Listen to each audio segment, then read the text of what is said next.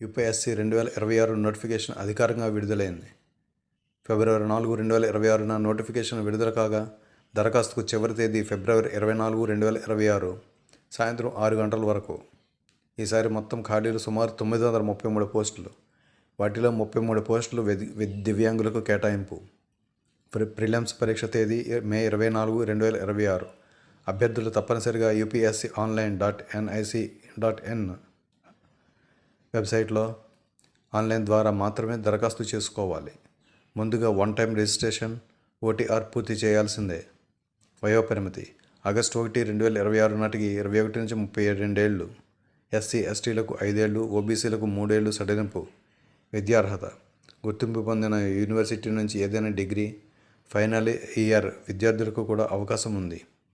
ప్రయత్నాల పరిమితి general EWS 6 ప్రయత్నాలు, ఓబీసీ 9 ప్రయత్నాలు, ఎస్సీ ఎస్టీ పరిమితి లేదు. పరీక్ష 3 దశల్లో జరుగుతుంది. Prelims, mains, interview. Application fee general, OBC, EWS పురుషులకు ₹100, మహిళలు, ఎస్సీ ఎస్టీలకు, దివ్యాంగులకు ఫీజు లేదు.